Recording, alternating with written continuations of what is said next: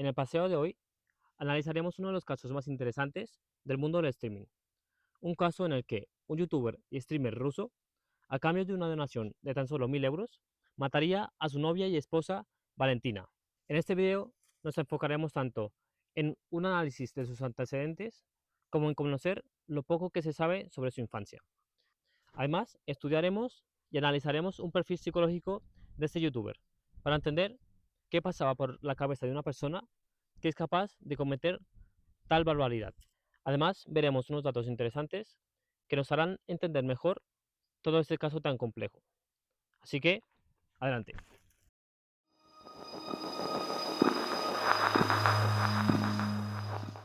Nacido en los 90, Stanislav Reteznikov, cuyo nombre en internet era Stas Refly, y para hacerlo mucho más sencillo vamos a llamarlo Refly, era un youtuber, como he dicho antes, de Rusia.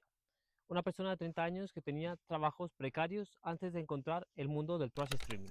Es que este es un concepto que entenderemos después, para entender un poco mejor qué lo incentivó a cometer tal barbaridad.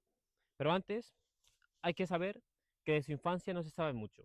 Su infancia no encontré grandes datos, pero descrito por su propia madre, este chico era una persona que no mataría ni a una mosca.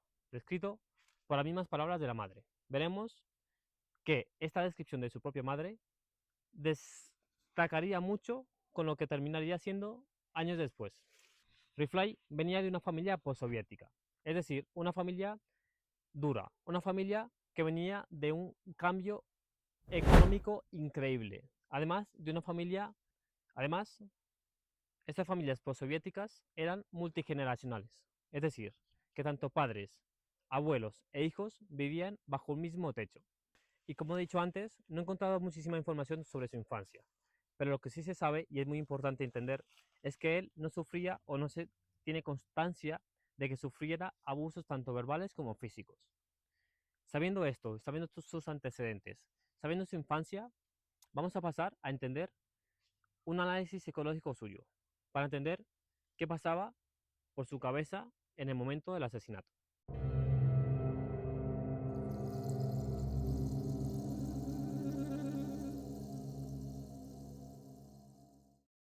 El caso de Refly es un caso interesante, ya que sobre todo los podcasts y expertos en psicología que vi lo describen como una persona que se mueve por el sadismo y sobre todo por un egoísmo propio, por un egoísmo de querer controlar y abusar de su novia Valentina.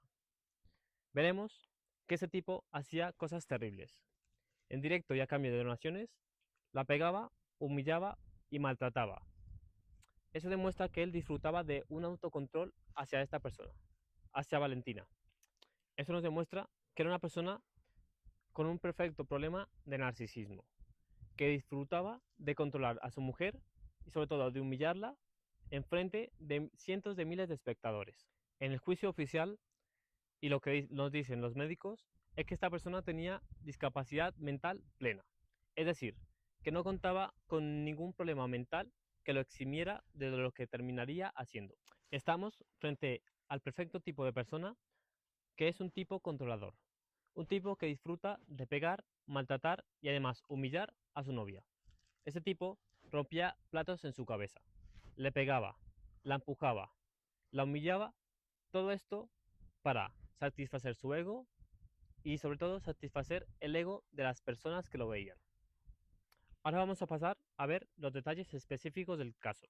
Ya aviso, voy a poner extractos oficiales y reales del mismo stream en el cual se veía a Valentina muriendo.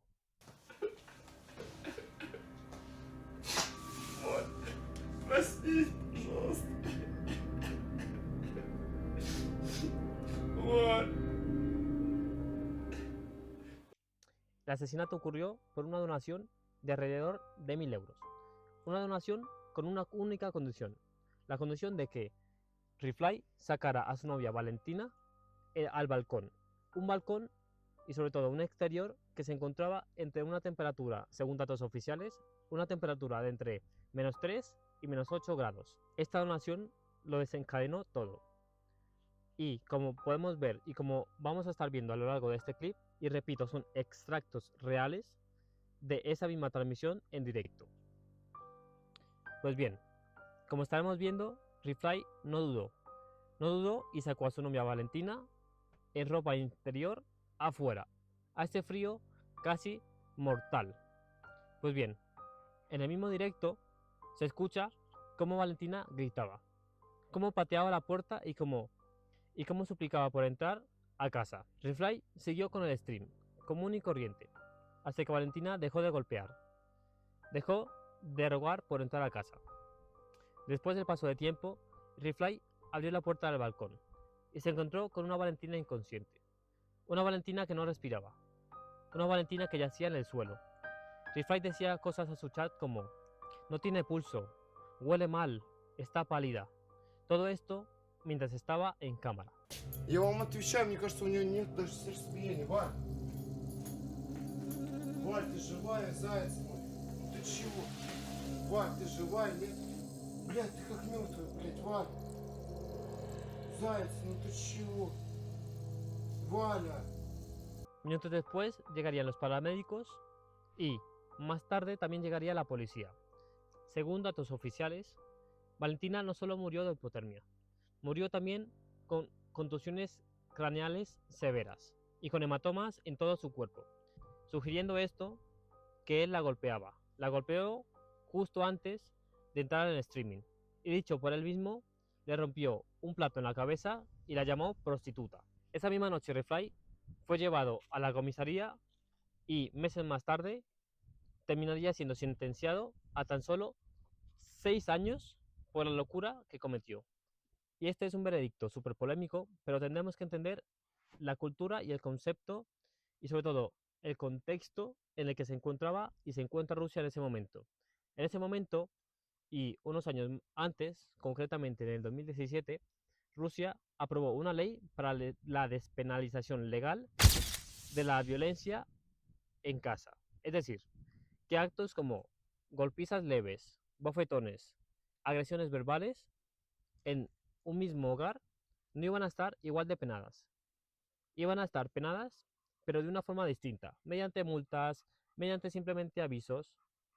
Esto nos deja saber que quizás Reply y muchos otros hogares rusos tienen una especie de impunidad frente a este tipo de agresiones. Y sobre todo en esta parte del vídeo quiero lanzar algunas respuestas y sobre todo preguntas al aire. Por ejemplo, los viewers y sobre todo la persona que donó los 1000 euros es cómplice de lo que terminaría sucediendo. Y no tan solo ella, y no tan solo la persona que pagó los 1000 euros. Las demás personas, los cientos y cientos de personas que estaban en directo ese mismo día, son también cómplices de lo que terminaría sucediendo.